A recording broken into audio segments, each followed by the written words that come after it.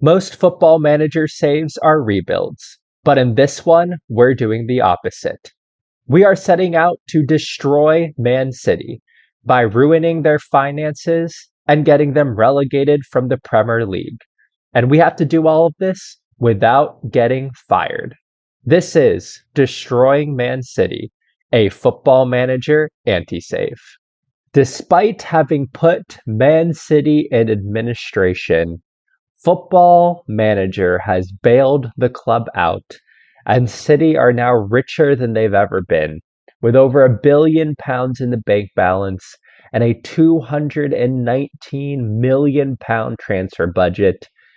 Apparently, it's just impossible to destroy a team financially in this game. Last season, we finished fifth in the league, and that was good enough to get us into the Champions League. But now that we are not going to be able to essentially destroy the club financially, it is time to figure out how to relegate Man City. And I want to do that in the next 2 seasons. So this is going to be a setup year. We are going to put the pieces in place to be able to relegate Man City in the absolute worst possible way that we can. And now, the whole point of this save is to destroy Man City without getting fired.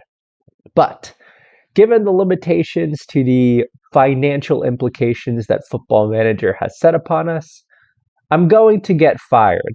And I'm going to get fired next season. This season, we're putting the pieces in place to systematically destroy the club. And then next season, we're going to implement everything. We're probably going to get fired, but we are going to relegate Man City in such a way that hopefully they will never be able to get back into the Prem ever again. So, how are we going to do this?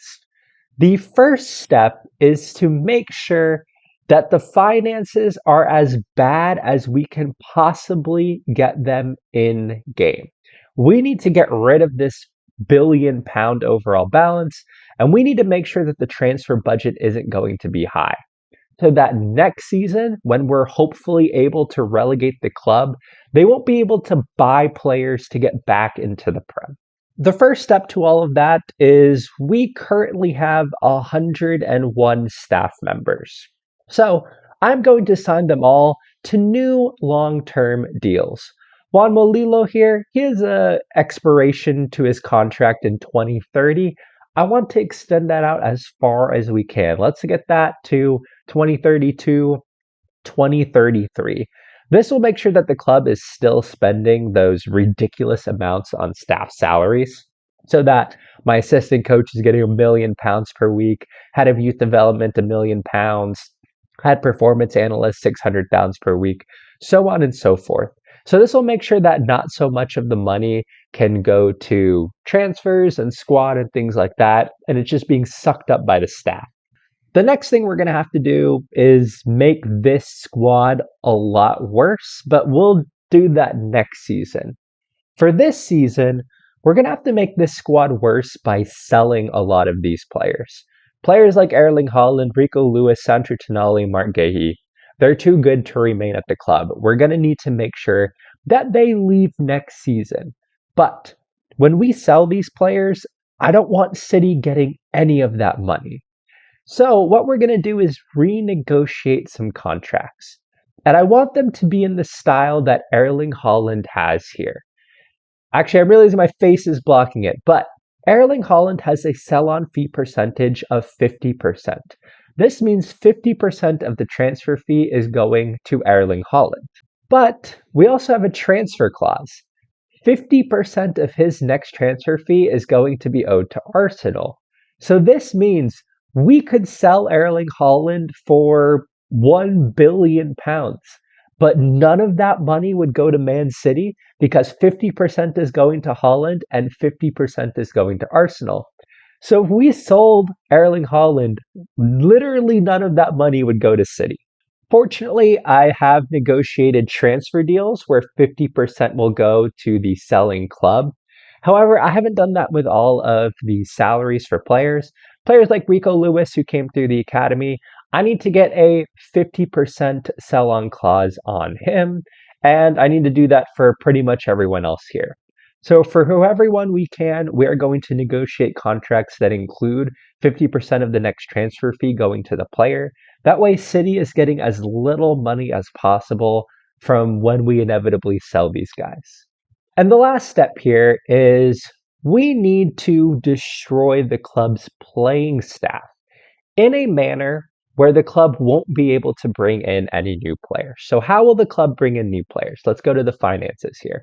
It's by having available payroll and by having an available transfer budget. So, our question is, how do we destroy this? How do we make it impossible for City to sign new players? And this is where we need to bring in as many players as we possibly can who won't have any value for the club and who will be overpaid in a good way. So, how we're going to do that is by bringing in players into the U21 squad and the under 18 squad who just aren't very good.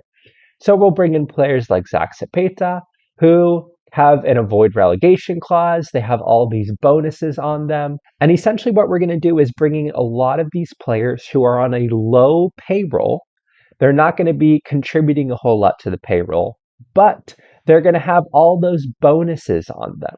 So if we go back to the under 21s here, go back to Zach Zapeta and go to the contract details. If Man City avoids relegation from the Prem, they got to pay this guy £4.1 million. Now, if we do that for all of these players here, that is a lot of money. So that is essentially the plan. We're going to negotiate a ton of contract deals for staff, new contracts for players, and we're going to spend all of this money. We're going to spend way more than our payroll allows on bonuses and things like that. And we're going to get this overall balance down. And by renegotiating all of these contracts and with the absolute ridiculous transfer clauses that we have, we are going to make sure that when we eventually sell all these players so that we are able to get relegated from the Prem, we're going to make sure that City gets none of that money. And with that, right now, we are on May 29th of season 6. I'm going to play through the preseason and I will show you what we have done at the end. I have stumbled on an absolutely amazing way to get rid of more money from the club. So what we did is we renegotiated, so that you guys can see here, if we go to staff, we renegotiated all of the staff on new salaries. So just for example here, Michael Beale as a coach is making £975,000 per week until 2033. He just signed a new 5-year deal. And what I figured out that I can do is if I just bring in new staff, offer them the exact same wage, so we still are, this guy's going to be on £975,000 per week. What I've realized is that we can't add more coaches, so we can mutually terminate a deal. And we have done that for Inigo Dominguez. That costed the club £254 million. Just like that, the club, which were £1 billion over, are now £8 million under. And with that, the profit loss this month alone is £508 million, just from essentially getting rid of one coach. This is a good way to get rid of some money. The problem with that is that City apparently have unlimited wealth, and the board can just withdraw £200 million from their reserve investment fund at any time, and we're once again in a good financial position. And now they've done it with £300 million. Where is this money coming from? What is this reserve investment fund where they seemingly have unlimited wealth? Not that it matters too much given said unlimited wealth, but we are on August 31st, getting close to the end of the transfer window when we'll fully come back. But because we've reached the Carabao Cup 4th round, we had to pay out all of these bonuses. Look at all of those bonuses and all of that wasted money. So much of it coming from players who don't even play. Like, look at all these players who don't even play. These coaches who aren't even coaching the first team. It's brilliant. It's a beautiful sight. That is so much money wasted. We've managed to go from £1 million positive to £1 million negative, but they're just going to have cash reserves that'll fix everything. All right, we are at the end of the transfer window. We've done just about everything.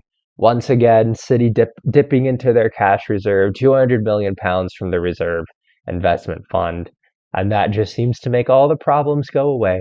This is how we've started the season. Unfortunately, we're pretty good, but at this point, where we end up in the table doesn't matter. What matters is that we're setting up contracts and things to next season so that we can sell a bunch of players and make the team really bad. But we scored a lot of goals, which is good because it means that we're spending a lot of money on goal bonuses, assist bonuses, things like that. Erling Haaland has been on an absolute tear. Just to look at him, he has 7 goals in 5 matches, which is fine because he has crazy goal bonuses, crazy assist bonuses, crazy top goal scorer bonuses, and he has so many goal bonuses, assist bonuses, and combined goals and assist bonuses in his contract that we'll probably spend 100 million on Erling Haaland scoring goals alone. But the important things are overall balance low. We have spent the transfer budget, which was like £219 million to start off with. We've spent all of it and we are way over the payroll. And to do so, we have brought in a lot of players, most of whom are really bad. And I'll show you why we've done that. First up, we have brought in on a free transfer, Danny Ryan. He is not good. The whole point of signing him is that he's not good, and hopefully he will end up being a player that will play next season in the Prem for Man City.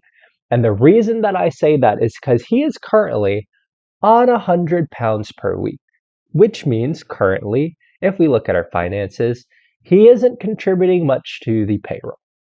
But what we're going to do here is next season, also he's on some nice bonuses as well. But what we're going to do here is that next season, if he plays in 5 games, his payroll is going to be £550,000 per week. So we have done that for Danny Ryan. We have also done that for this guy, Joe Keeney, who isn't very good, but if he plays 5 matches, he's going to be £550,000 per week. And we have continued to do that with a number of young players, such as Gavin Batty here. If he plays, he's going to make £625,000 per week. We bought him from Leicester with a sell-on fee percentage of 50% and a 50% next transfer clause from Leicester. So none of that money goes back to Man City if for whatever reason they decide to sell him. So just going through our list of transfers here, we've signed a lot of these just kind of random players, as you guys can see here. Neil Hoskins, Gavin Batty, Max Bird, Joe Whitworth, Joe Keeney, Danny Ryan. Moving into the next one, just Ignacio Montenegro, Omar Franklin, Dan Evans, Sion Bevan, Jordan Knightley, Jamie Irving, Yves Moke, so on and so forth. We've just signed a bunch of these young players who have allowed us to fill up the under-21 squad on players who are not making much salary. So currently, we can go way overboard and we can have 20 people here who aren't making any money, but then next season we can go over the payroll just like we are now, force those guys to play 5 games, and we're going to absolutely destroy the pay structure of this club. But those guys were cheap. We had to spend our transfer budget, so we did that to great effect. We spent £75 million on Liam Delap. We spent £70 million on Tyrick Mitchell, £19 million on Joe Whitworth, £41 million on Max Bird, $13.5 million on an aging James Ward-Prowse. He's 34 years old now. We've done the same thing for Lazar Samardzich, $110 million for him. Bren Brereton Diaz, $85 million for him. £200 million on Nathan Patterson. And a further £20 million on Dan Evans, $17.5 million on Omar Franklin, and $116 million on Takefusa Kubo. And the important thing is, for all of those players we signed, we have a 50% transfer fee going to the player and a 50% next transfer fee going to the club, which means when we sell them, none of that money will go to Man City. And in fact, we have negotiated every single contract on this team to include that 50% sell on going to the player, including players who were at the club originally, who came through the academy, like Rico Lewis. He has a sell on fee percentage of 50%. Mateus Nunez here has a sell on fee percentage of 50%. Going down, Nathan Patterson, sell on fee percentage of 50%. All the way down to even these guys like Mikkel Damsgaard, who we signed a long time ago. He now has a sell on fee percentage of 50%. So in this huge squad of players, and with really insane transfer values, we could sell all of them. And Man City might get essentially no money. So at this point, everything is set up so that next season, we will be able to sell all the players, destroy the club, and hopefully relegate them. I guess in that sense, it doesn't really matter how we do this season. We could, as long as we don't win the league or win a major trophy, then we'll still be effectively destroying Man City. And next season, we're going to relegate it. And again, the original concept for this save was to try and destroy Man City for as long as we could without getting fired. But a big part of that was the finances. Football Manager has kind of ruined that because apparently City just have unlimited money, and they, even though we have destroyed the finances, which would have been great because you can destroy the finances, that'll lower the expectations for the club, and then we just steadily be able to go down and down and down. But we've kind of been robbed with that because Football Manager just gives Man City unlimited money. So since that's the case, let's just destroy the club in one fell swoop. But anyways, this is season 6. Looking at the club expectations real quick, we do just need to qualify for the Europa League to keep our job. We need to make sure we keep our job.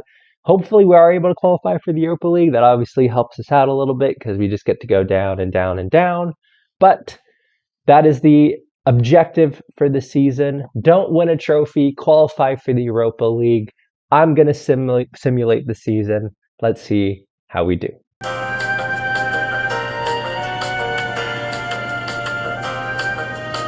Ah, man. We actually did well this season. We finished 3rd.